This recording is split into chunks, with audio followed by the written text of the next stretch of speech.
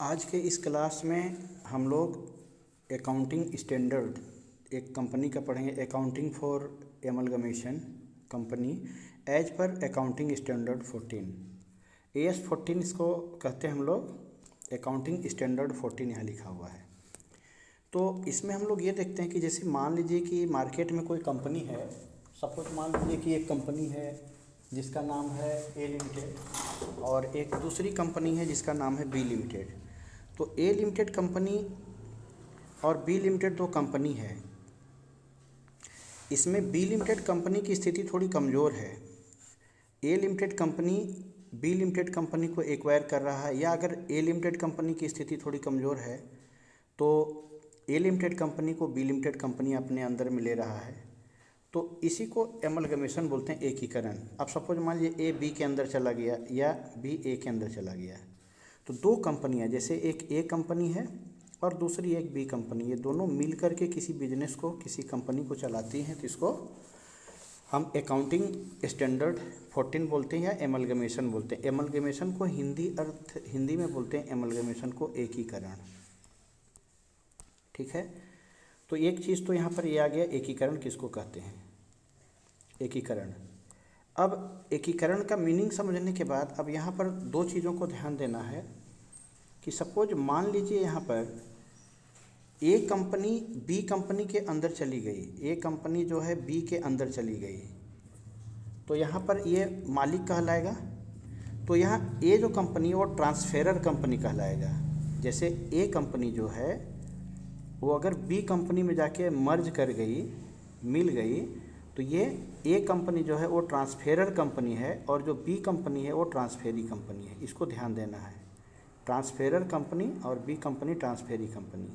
जो कंपनी दूसरे में जाती है वो ट्रांसफेरर कंपनी है और जिस कंपनी के अंदर में कोई कंपनी आती है वो ट्रांसफेरी कंपनी। ठीक, तो एक चीज़ इसको भी हम लोगों को ध्यान देना, ट्रांसफेरर कंपनी और ट्रांसफेरी कंपनी, इसका मीनिंग आपको समझ में आ गया। अब ऐसा भी हो सकता है कभी कि सपोज मान लीजिए ए जो है वो बी में चली जाए या बी कंपनी ए में चली जाए, ये तो हो गया।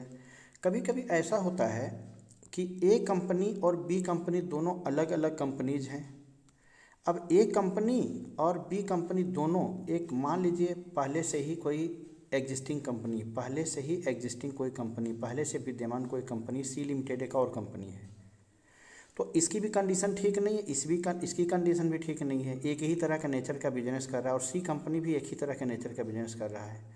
तो ए लिमिटेड और बी लिमिटेड दोनों जो है वो सी लिमिटेड के अंदर में चला गया। अब यहाँ क्या हुआ, ए और बी ये दोनों मिल करके कहाँ चला गया, सी कंपनी में। तो यहाँ पर क्या हुआ कि ए लिमिटेड कंपनी भी जो है वो ट्रांसफेरर कंपनी हुआ, बी लिमिटेड कंपनी भी ट्रांसफेरर कंपनी हुआ, लेकिन जो ये सी लिमिटेड कंपनी हुआ ना, ये हमारा ट्रांसफेरी कंपनी हो गया। देखिए यहाँ पर ये ट्रांसफेरर कंपनी, बी भी ट्रांसफेरर कंपनी और जो सी है वो ट्रांसफेरी कंपनी है। ठीक है, तो एक चीज़ ये भी हम लोगों को समझ में आ गया कि दो ट्रांसफेरर कंपनी मिलके भी एक ट्रांसफेरी कंपनी बना सकता है। ठीक, तीसरा कंडीशन क्या होता है, एक कंडीशन और हो सकता है कि सपोज मान लीजिए तीसरा कंडीशन में ए लिमिटेड भी एक कंपनी है और बी लिमिटेड भी एक कंपनी है। अब ये दोनों, अब सी लिमिटेड कोई पहले से विद्यमान कोई तीसरी कंपनी, पहले से कोई विद्यमान कोई कंपनी नहीं है। मान लीजिए कि ए और बी मिलके ही एक नई कंपनी बना दिया जिसका नाम ए बी लिमिटेड रख दिया या सी लिमिटेड रख दिया। पहले से ये जो ए बी लिमिटेड है पहले से विद्यमान कोई कंपनी नहीं है। तो ऐसा कंडीशन भी हो सकता है। कहने का मतलब ये तीन कंडीशन है, ए बी में चला जाए चाहे बी ए में चला जाए, दूसरा नंबर ए और बी दोनों किसी तीसरी कंपनी में चला जाए, और तीसरा ए और बी दोनों मिल करके एक नया कंपनी ही बना ले। तो इतना तरह का प्रश्न हमारे समझ से आ सकता है। ठीक है, और इतने ही तरह का प्रश्न को आपको सोल्व करना है। इसका मेथड तो बहुत तरह का होता है, लेकिन हम लोग बहुत आसान और बहुत अच्छे तरीके से इसको सोल्व करेंगे। ठीक है, आसानी से समझ में आए। तो आइए एक इसको समझने के लिए एक क्वेश्चन पहले डिजाइन करते हैं तरीके का। देखिए एक क्वेश्चन है, एक ए लिमिटेड कंपनी यहाँ पर क्वेश्चन में दिया हुआ है, ए लिमिटेड कंपनी है, दूसरा बी लिमिटेड कंपनी है। शेयर कैपिटल में इक्विटी शेयर कैपिटल यहाँ लिखा हुआ है @ 10 है। ए लिमिटेड कंपनी के पास 2 लाख रुपए का शेयर, तो कितना शेयर है भाई, इसको 10 से डिवाइड करेंगे तो 20,000 शेयर होगा। और बी लिमिटेड कंपनी के पास 1 लाख रुपए का शेयर है, तो 10 से डिवाइड करेंगे तो 10,000 शेयर हुआ। तो इस कंपनी और इस कंपनी दोनों का शेयर कैपिटल पता है। इसके बाद रिजर्व एंड सरप्लस के हेडिंग में जनरल रिजर्व, ए कंपनी का जनरल रिजर्व 30,000 है और बी कंपनी के पास जनरल रिजर्व में 20,000 रुपये। पीएल अकाउंट यानी प्रॉफिट है, ए कंपनी के खाते में 50,000 का प्रॉफिट है और बी कंपनी के खाते में 40,000 का प्रॉफिट पहले से है। करेंट लायबिलिटीज में ए कंपनी का करेंट लायबिलिटीज 40,000 है और बी कंपनी का करेंट लायबिलिटीज 50,000 रुपये का है। क्रेडिटर ए कंपनी का 20,000 का है और बी कंपनी का 10,000 का है। टोटल करके देखते हैं तो इसका 3,40,000 का लायबिलिटीज है और इसका 2,20,000 का लायबिलिटीज है। तो यहाँ तक तुम लोग समझ गए लायबिलिटीज और कैपिटल को मिला करके, ठीक है। अब एसेट्स की बात करते हैं। एसेट्स में plant and machinery A company का 70,000 और बी का 50,000 है। उसी तरह लैंड बिल्डिंग है 60,000 और 40,000, डेटर 40,000 और 30,000, बीआर 30,000 और 20,000, गुडविल भी है 20,000 और 10,000, कैश बैलेंस भी है 80,000 और 50,000, और इन्वेस्टमेंट ए कंपनी का 40,000 है और बी कंपनी का 20,000। टोटल हमारा जो ये बराबर है दोनों साइड के, ठीक है। अब यहाँ कहता है कि देखिए 1 अप्रैल 2022 को ए कंपनी टेक ओवर कर लिया बी कंपनी को। All assets and liabilities taken over by A limited company. Question में दिया हुआ है कि ए कंपनी ने बी कंपनी को के एसेट्स और लायबिलिटीज को टेक ओवर कर लिया, बी भी ए को टेक ओवर कर सकता है। अब इसमें आपको देखना है कि हम इस क्वेश्चन को कैसे सोल्व करेंगे। तो देखिए एक बात हमेशा ध्यान दीजिएगा, क्वेश्चन जैसा कि समझ में आ रहा है यहाँ पर कि ए कंपनी ने बी कंपनी को, यानी ये जो कंपनी है ना ये बड़ी कंपनी है, इसका देखिए कैपिटल भी ज़्यादा है और इसका देख रहे हैं, तो ए कंपनी बी को टेक ओवर किया। तो हम लोग जब जिस कंपनी को ए कंपनी ले रहा है, यानी कि बी हो गया ट्रांसफेरर और ए हो गया ट्रांसफेरी कंपनी, ठीक है। तो बी कंपनी का कैपिटल को देखेंगे, इसका रिजर्व को देखेंगे और इसका पीएल को देखें। ये 3 आइटम को ही हम लोग रफ करके हिसाब में देखते हैं, कैपिटल को, रिजर्व को और पीएल को। बाकी जो आउटसाइडेड लायबिलिटीज है इसका जर्नल एंट्री करते हैं। उसी तरह से जिस कंपनी को ले रहा है, जैसे ए लिमिटेड कंपनी बी कंपनी को ले रहा है तो इसका एसेट्स भी ले रहा होगा, लायबिलिटीज में ये दोनों को ले रहा है। एसेट्स में जितना भी ऑल एसेट्स है इसको सारा को ले रहा है। तो ये एसेट्स को टेकन ओवर करने का अलग जर्नल एंट्री होगा और ये दोनों लायबिलिटीज का अलग जर्नल एंट्री होगा और ये तीनों का अलग जर्नल एंट्री होगा। तो इसका जर्नल एंट्री क्या होगा ये रटना नहीं है, इसको समझना है, समझ करके करेंगे तो ज़्यादा अच्छा से क्लियर होगा। अब इसको कैसे करेंगे आइए देखिए बताते हैं। अब देखिए आपको समझाते हैं पहले कि बी लिमिटेड कंपनी जो है ना, ये बी लिमिटेड कंपनी के पास, मेरे पास प्लांट मशीनरी बी लिमिटेड के पास कितना है 50,000 है, लैंड बिल्डिंग 40,000 है और उसके नीचे क्या है डेटर 30,000 का है और उसके नीचे क्या है बीआर कितना है 20,000 का है, उसके नीचे गुडविल कितना है 10,000 का है, उसके नीचे कैश कितना है 50,000 का है और उसके नीचे इन्वेस्टमेंट कितना 20,000 का। तो ये सारा एसेट्स का जब जर्नल एंट्री करेंगे ना तो इसमें याद रखिएगा एक एंट्री आप ध्यान दीजिएगा, रियलाइजेशन अकाउंट को डेबिट कीजिएगा और जितना एसेट्स है सभी का नाम क्रेडिट में कीजिएगा, ठीक है। तो इसका एंट्री आपको दिखाते हैं कैसे होगा। पेज नंबर 3 में देखिए journal entry in the books of B limited. B limited कौन हुआ ट्रांसफेरर कंपनी। तो देखिए रियलाइजेशन अकाउंट को डेबिट किए टू ऑल एसेट्स, यहाँ से यहाँ तक सारा एसेट्स को क्रेडिट करेंगे। प्लांट का वैल्यू, लैंड बिल्डिंग का वैल्यू, डेटर का, बीआर का, गुडविल का, कैश का, जितना भी एसेट्स है, देखिए यही एसेट्स था ना 2 नंबर, ये देखिए पूरा का पूरा जितना भी एसेट्स था ये इसको क्रेडिट करेंगे। एक बार अच्छा से देख लीजिए, रियलाइजेशन अकाउंट को डेबिट करेंगे और ऑल एसेट्स को क्रेडिट करेंगे। अब सारा एसेट्स का जो वैल्यू यहाँ आया ना ये 2,20,000 आया। तो एसेट्स का एंट्री तो आपको समझ में आ गया। अब जब एसेट्स का एंट्री आप कर लिए ना तो अब लायबिलिटीज में ये जो 2 लायबिलिटीज हुआ है ना, ये कौन कौन, बीपी और क्रेडिटर। लायबिलिटीज का उल्टा एंट्री हो, लायबिलिटीज में बीपी और क्रेडिटर को डेबिट करेंगे और रियलाइजेशन को क्रेडिट करेंगे। आइए इसको भी आपको दिखाते हैं। देखिए बीपी और क्रेडिटर क्या हुआ, डेबिट हुआ, बीपी और क्रेडिटर डेबिट हुआ और रियलाइजेशन क्या हो गया, क्रेडिट हो गया, ठीक है। इतना करने के बाद क्वेश्चन में लिखा हुआ है, थोड़ा सा नीचे छूटा हुआ है परंतु क्वेश्चन में दिखाते हैं। इस क्वेश्चन में लिखा हुआ है कि ए लिमिटेड ने बी लिमिटेड के टोटल एसेट्स और लायबिलिटीज़ को 1,00,000 रुपए के कंसीडरेशन में खरीदा। कितने रुपए में खरीदा? 1,00,000 रुपए में। और अब कोई कंपनी किसी दूसरी कंपनी को जब खरीदेगी तो इसको दो तरीका है। पहला नंबर तरीका है कि आप किसी कंपनी को बाई कर रहे हैं, खरीद रहे हैं, तो उसको कुछ तो देना होगा पैसा। तो 1,00,000 रुपया में आप किसी कंपनी को बाई कर रहे हैं तो 1,00,000 रुपया दो तरीके से आप दे सकते हैं। पहला नंबर, पूरा का पूरा 1,00,000 रुपया आप कैश दे दीजिए।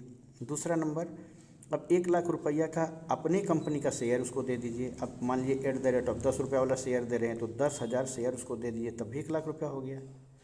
तीसरा भी एक तरीका होता है। अगर मान लीजिए आप चाह रहे हैं कि हम पूरा ना कैश देंगे ना शेयर देंगे, तो आप ऐसा कर सकते हैं कि 1,00,000 रुपया आपको देना है तो आप 20,000 रुपया कैश दे दीजिए, क्योंकि वो कंपनी अपने आप को बेच क्यों रहा भाई, उसकी स्थिति खराब है। और 80,000 रुपये का अपनी ही कंपनी का शेयर दे दीजिए। तो कैश और शेयर दोनों भी आप दे सकते हैं। केवल कैश भी दे सकते हैं और केवल शेयर भी दे सकते हैं। कैश और शेयर दोनों दे सकते हैं। चलिए ठीक है। तो इस क्वेश्चन में क्या हुआ, ये नीचे का लाइन थोड़ा सा दबा हुआ है, तो आपको बता दे रहे हैं क्या लिखा हुआ है। A limited company B limited company को 1 अप्रैल 2022 के डेट को 1,00,000 रुपए के परचेज कंसिडरेशन में अपने अंदर मर्ज कर लिया, खरीद लिया, और ये पूरा का पूरा पैसा इक्विटी शेयर में देने का वादा किया। यही नीचे में लिखा हुआ जो लाइन आपको दिखाई नहीं दे रहा है, इसको क्लियर कर लीजिएगा, ठीक है। अब यहाँ तक तो समझ में आ गया। तो इसके लिए तीसरा एंट्री क्या होगा? देखिए, पहला एंट्री आप क्या देखे, पहला एंट्री में आप देखे कि आप रियलाइजेशन अकाउंट को डेबिट किए, और टू ऑल एसेट्स जैसे प्लांट एंड मशीनरी था, टू लैंड एंड बिल्डिंग था, टू स्टॉक था, सारा एसेट्स को क्रेडिट किए। तो पहला एंट्री आप ये किए थे। आपको दूसरा एंट्री भी यहीं पर समझाते हैं। दूसरा एंट्री में आप क्या किए थे, आपको याद दिला देते हैं। दूसरा एंट्री में आप ये जो लायबिलिटीज है ना, जैसे कि बीपी था, तो आप क्या किए, बीपी को डेबिट किए। क्रेडिटर था ना, क्रेडिटर को डेबिट किए, और टू रियलाइजेशन अकाउंट किए। तो बीपी में आपका 50,000 रुपये था और यहाँ पर 10,000 रुपये था। 50, 10, 60,000 रुपया रियलाइजेशन में आया। दूसरा एंट्री भी आपको समझ में आ गया। तीसरा एंट्री आपको क्या करना चाहिए, आप अपनी कंपनी को किसको बेच रहे हैं, ए को बेच रहे हैं, तो आप तीसरा एंट्री में क्या कीजिएगा, यहाँ पर ए लिमिटेड कंपनी को डेबिट कीजिएगा, और टू रियलाइजेशन अकाउंट अगर आपको पता है कितने में आप सेल कर रहे हैं, जैसे ये आपको पता है 1,00,000 में बेच रहे हैं, तो यहाँ पर 1,00,000 का एंट्री कर दीजिएगा। तो A limited company account debit to realisation account, ये एंट्री हो जाएगा। और चौथा एंट्री में क्या कीजिएगा, ये जो रियलाइजेशन अकाउंट ए लिमिटेड डेबिट है ना, ए लिमिटेड कंपनी बी लिमिटेड को क्या दे रहा है, अपना शेयर दे रहा है। तो अब यहाँ पर ए लिमिटेड जो डेबिट है, चौथा एंट्री में क्रेडिट होगा, तो यहाँ हो जाएगा शेयर इन ए लिमिटेड।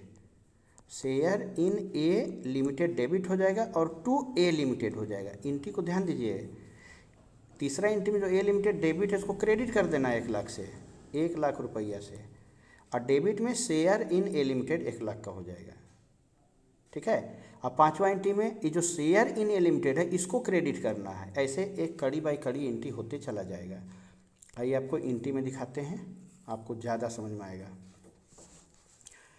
तो देखिए दूसरा नंबर एंट्री में देखिए यहाँ पर क्या है, यहाँ भी दब गया है थोड़ा सा। ए लिमिटेड, यहाँ क्या होना चाहिए, ए लिमिटेड अकाउंट डेबिट होना चाहिए, ए लिमिटेड अकाउंट डेबिट होना चाहिए 1,00,000 से, और टू रियलाइजेशन होना चाहिए 1,00,000। ये तीसरा एंट्री हो गया। इसको अब मिटा लेते हैं, इसको मिटा लेते हैं। तीसरा एंट्री हो गया। अब चौथा एंट्री चौथा पेज में है। देखिए क्या बताए थे, ए लिमिटेड डेबिट था ना, अब ए लिमिटेड को क्रेडिट करना। देखिए ए लिमिटेड क्रेडिट हो गया और equity share in A limited debit हो गया। अब इक्विटी शेयर को क्रेडिट करना है, तो देखिए equity share in A limited credit हो गया। अब इस शेयर कौन लिया, तो शेयर होल्डर लिया, तो इक्विटी शेयर होल्डर डेबिट हो गया, ठीक। अब ये जो एंट्री 60,000 का आया, ये कैसे आया, इसके लिए आपको एक रफ करना पड़ेगा। रियलाइजेशन का एक लेजर बनाना होगा, तो इसको यहीं छोड़ देते हैं। 60,000 को कैसे आया इसको देखने के लिए पेज नंबर 5 आप आइए। देखिए जब रियलाइजेशन का लेजर बनाए, आप जर्नल से लेजर बनाने जानते हैं, तो जर्नल कहाँ से देखेंगे, पेज नंबर 2 में, पेज नंबर 3 में। देखिए रियलाइजेशन अकाउंट डेबिट है, तो रियलाइजेशन जब लेजर बनाएंगे तो रियलाइजेशन के लेजर में ये सारा एसेट्स लिखा जाएगा 2 में, और क्रेडिट में ये लिखा जाएगा। ठीक है, आइए दिखाते हैं पेज नंबर 5। देखिए सारा एसेट डेबिट में लिखा है 2,20,000 और क्रेडिट में बीपी और क्रेडिटर लिखा है, और जो नया कंपनी ए लिमिटेड खरीदा उसका प्राइस लिखा है। अब हम इसको जोड़ भी रहे हैं तो मेरा 2,20,000 नहीं आ रहा, कितना शॉर्ट करा 60,000, तो 60,000 का लॉस हो गया। अभी लॉस को क्या सहेगा, इक्विटी शेयर होल्डर ही सहेगा। बैलेंसिंग फिगर यहाँ लिखा हुआ है। तो अब चौथा नंबर पेज में जो एंट्री हम किए थे ये वाला इक्विटी शेयर होल्डर जब लॉस लेगा ना तो डेबिट होगा, और प्रॉफिट लेगा तो ये क्रेडिट होगा। तो ये लॉस है तो इक्विटी शेयर होल्डर डेबिट हो गया और रियलाइजेशन क्रेडिट हो गया आपका।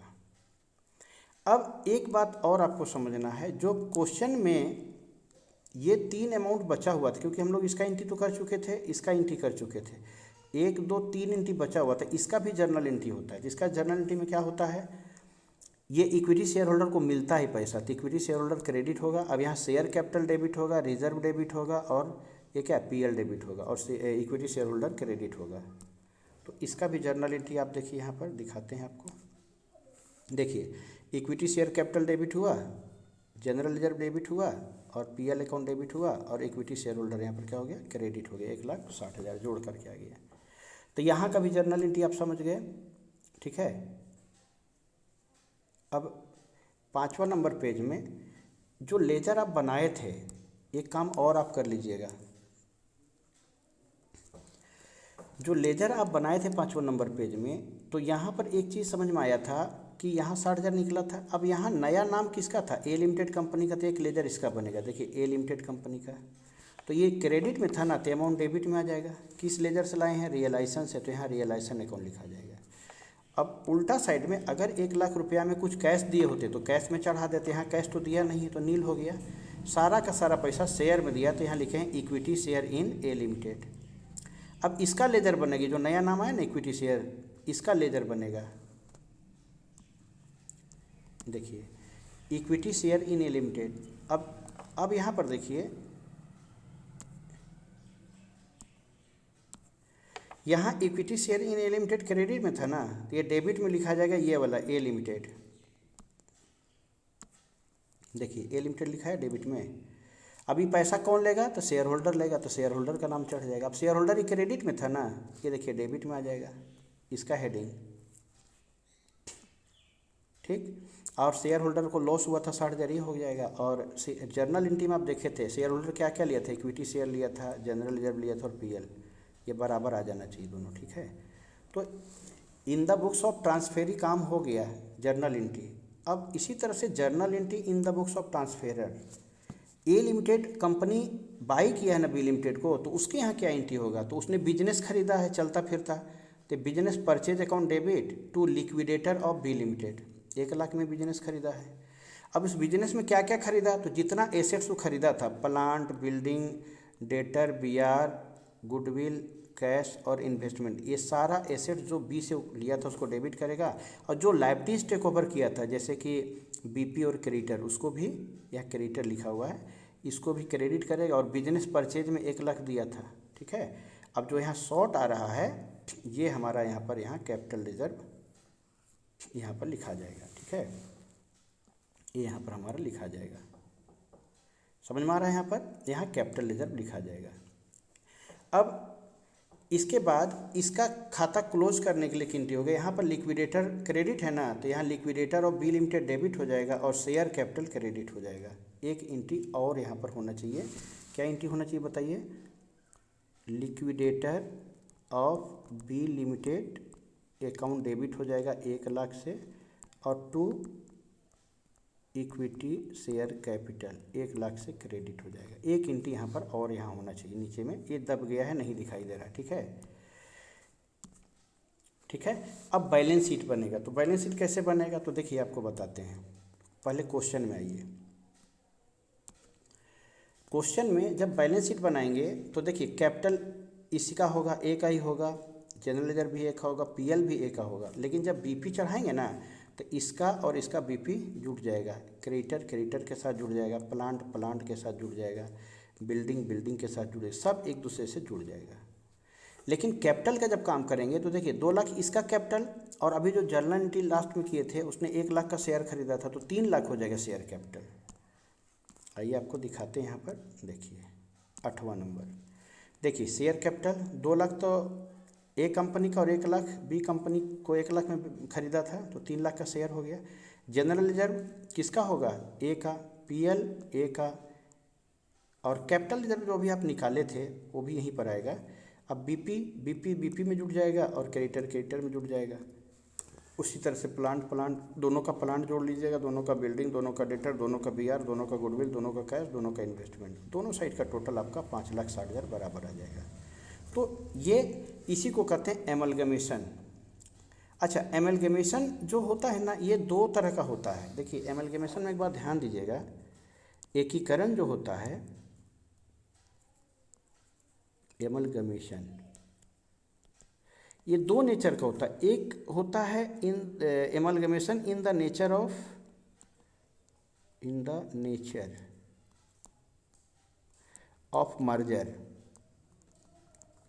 मर्जर और amalgamation in the nature of purchaser. एक होता है कि हम किसी कंपनी को डायरेक्ट परचेज कर रहे हैं, एक मर्ज कर रहे हैं। मर्ज का मतलब होता है कि ए लिमिटेड कंपनी ना बी लिमिटेड कंपनी को अपने अंदर मिला लिया, एक को पैसा नहीं दिया। और दूसरा होता है कि ए लिमिटेड कंपनी बी लिमिटेड को पूरा पैसा देकर खरीदिए लिया पूरा। तो ये 2 तरह का नेचर होगा, मर्जर और परचेजर। बाद के क्वेश्चन में हम लोग इसको देखेंगे अच्छी तरह से। तो इसमें सबसे महत्वपूर्ण चीज़ क्या है लास्ट में बताते हैं। देखिए जैसे कि यहाँ पर एक क्वेश्चन दिया हुआ है, सबसे पहले इसको इरेज करते हैं। देखिए ये क्वेश्चन है, इस क्वेश्चन में सबसे पहला काम तो आपको जर्नल एंट्री करना। तो जर्नल एंट्री आपको याद रखना होगा, नेक्स्ट क्लास में हम इसका जर्नल एंट्री भी दे देंगे। अब जर्नल एंट्री याद रखने के लिए क्या रखना है कि पहला जर्नल एंट्री, जब हम किसी कंपनी को खरीद रहे हैं तो उसका पूरा एसेट्स का एंट्री करेंगे। तो रियलाइजेशन अकाउंट डेबिट हो जाएगा टू ऑल एसेट्स, और लायबिलिटीज़ को डेबिट करके टू रियलाइजेशन कर देना है। और जितने में बाई कर रहे हैं उसमें जो कंपनी खरीद रही उसका नाम, जैसे ए का नाम डेबिट और टू रियलाइजेशन लिखे, जितने में खरीद रहा है 1 लाख रुपये में तो 1 लाख रुपया दिखा देना है आपको। ठीक है, इस तरीके से काम करना है। तो इस तरीके से ये जर्नल एंट्री आपको यहाँ पर करना। एक जर्नल एंट्री आपका पेज नंबर 4 में भी देख लीजिए, जितने का इक्विटी शेयर इस जगह पर, वो पैसा तो दिया नहीं था, इक्विटी शेयर दिया था, तो इक्विटी शेयर अकाउंट को आपको डेबिट करना है और टू ए लिमिटेड करना है। शेयर किसका होता है, इक्विटी शेयर होल्डर को होता है, to equity share in A limited. फिर रियलाइजेशन का लेजर बना लेना, वहाँ जो प्रॉफिट या लॉस आया था, यहाँ लॉस आया था तो इक्विटी शेयर होल्डर डेबिट हुआ था, रियलाइजेशन क्रेडिट हुआ था। इनकेस अगर प्रॉफिट आता तो उल्टा हो जाता, ये क्रेडिट हो जाता और ये डेबिट हो जाता। और इसका एंट्री तो एकदम रटा हुआ है, इक्विटी शेयर होल्डर क्रेडिट होगा, और जो बचा हुआ चीज़ था, जैसे शेयर कैपिटल का हम लोग एंट्री नहीं किए थे, जनरल रिजर्व का और पीएल का एंट्री हम लोग, देखिए इस जगह पर हम लोग सेकेंड पेज में हम लोग इसका एसेट्स का एंट्री किए थे, इसका एंट्री किए थे, बट शेयर कैपिटल का, रिजर्व का और पीएल का नहीं किए थे। इसके एंट्री के लिए ये तीनों डेबिट हो जाएगा और इक्विटी शेयर होल्डर क्रेडिट हो जाएगा। जो हम लोग कहाँ देख रहे थे, पेज नंबर 4 में देख रहे थे। देखिए equity share capital debit, general reserve debit, PL account debit और इक्विटी शेयर होल्डर जो है हमारा क्रेडिट हो गया। ठीक है, तो इस तरह से ये पूरा जर्नल एंट्री का काम कंप्लीट हो जाएगा आपका। और जर्नल का कंप्लीट होने के बाद लेजर हम लोग बनाए थे, तो लेजर में हम लोग सबसे पहले रियलाइजेशन का लेजर बनाए थे। अब देखिए एक बात और, इधर शॉर्ट करेगा तो ये लॉस आ गया इधर, और इधर शॉर्ट करेगा तो प्रॉफिट आ गया। फिर इस लेजर में जो नया नाम आया था ना लिमिटेड का, इसका फिर लेजर बनाएंगे। तो ये क्रेडिट में था तो ये डेबिट में आ गया, देख लीजिए। इसके बाद अब इसमें जो नया नाम आया, क्या आया, equity share in A limited, इसका लेजर बनाएंगे। इसका लेजर बनाएंगे तो देखिए कैसे बनेगा, ये देखिए ये क्रेडिट था, ये डेबिट में आ गया, और शेयर होल्डर क्रेडिट में। अब नया नाम क्या आया, शेयर होल्डर आया। अब इसका लेजर बनाएंगे, इसका लेजर जब बनाएंगे तो ये क्रेडिट में था ना, ये डेबिट में आ गया, देखिए। और जो लॉस था वो डेबिट में आ गया, और जो तीनों चीज़ को एक्सेप्ट किया था उसको यहाँ बराबर कर दिए। तो इस तरीके से हमारा ये इसके यहाँ का लेजर कंप्लीट हो गया। अब हमको जो कंपनी बाई कर रहा है, यानी उसको ट्रांसफेरर बोलते हैं, ट्रांसफेरी कंपनी के यहाँ जर्नल एंट्री। तो ट्रांसफेरी कंपनी का जर्नल एंट्री में क्या होगा, बिजनेस परचेज को डेबिट कीजिएगा, बिजनेस परचेज अकाउंट को डेबिट कीजिएगा to liquidator of B limited जितने में ख़रीदा था, और बी लिमिटेड का ऑल एसेट्स जो था उसको डेबिट में डाल दीजिएगा और ऑल लाइबिलिटीज़ को क्रेडिट में डाल दीजिएगा। बिजनेस परचेज को क्रेडिट में डाल, जो शॉर्ट करेगा उसको कैपिटल रिजर्व दे दीजिएगा। और लास्ट एंट्री नीचे दबा हुआ नहीं दिखाई दे रहा, वहाँ लिखिएगा लिक्विडेटर, जो यहाँ पर दिखाई दे रहा है यहाँ, liquidator of B limited account debit to equity share capital, यही 1 लाख रुपये का अमाउंट ट्रांसफ़र कर दीजिएगा। इसको क्लीन करने दीजिए, ठीक है। इसके बाद आप आ जाइएगा सीधे कंसोलिडेटेड बैलेंस शीट बोलते हैं इसको। कंसोलिडेटेड बैलेंस शीट इसको इसलिए बोलते हैं ना, क्योंकि अब हम लोग करेंगे क्या कि यहाँ जो इक्विटी शेयर होल्डर लिखेंगे ना, इसमें जो कंपनी ए कंपनी का तो 2 लाख है ये था, और नई कंपनी को खरीदा 1 लाख में तो 3 लाख हो गया। जनरल रिजर्व खाली ए लिमिटेड का डालिएगा, पीएल भी ए का, और कैपिटल रिजर्व जो आया था ना वो जो निकाल के लाए थे हम लोग, मतलब जो जर्नल एंट्री किए थे, देखिए पेज नंबर 7 में, ये देखिए यहाँ पर बैलेंस होके आया था ना 60,000, ये कैपिटल रिजर्व की बात करें, ठीक है।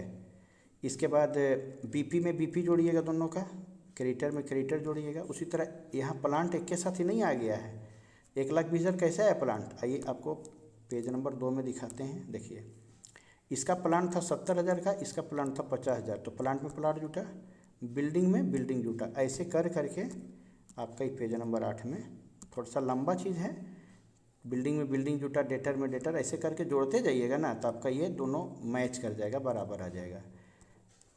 इंटी ज़्यादा है, काम ज़्यादा है, लेकिन चैप्टर बहुत ज़्यादा हार्ड नहीं है, इजी है। तो आपको स्क्रीनशॉट लेना है तो बारी बारी से एक एक पेज नंबर करके देखिए। ये तो कॉन्सेप्ट हो गया। दूसरा नंबर ये आपका क्वेश्चन हो गया, इसको मिटा देते हैं, इसका स्क्रीनशॉट ले लीजिए आप। तीसरा नंबर ये journal entry in the books of transferor company. चौथा नंबर ये एंट्री यहाँ पर कंप्लीट हुआ पूरा। पाँचवा नंबर में आपको लेजर हो जाएगा, रियलाइजेशन वगैरह का लेजर जो आप बनाए थे वो, उसका एंट्री आप देख लीजिए पूरा। छठा नंबर इक्विटी शेयर का लेजर और इक्विटी शेयर होल्डर का लेजर। सातवां नंबर में journal entry in the books of transferee company, transferee company के यहाँ आपका जर्नल एंट्री हो जाएगा। और सबसे लास्ट 8वां नंबर जो पेज है वो आपका बैलेंस शीट हो गया। और 9वां नंबर आपको जो समझाए थे कि एमलगमेशन 2 प्रकार का होता है, इन द नेचर ऑफ मर्जर और एक इन द नेचर ऑफ परचेजर, तो इस तरीके से आपका ये होता है, ठीक है। यही क्वेश्चन है।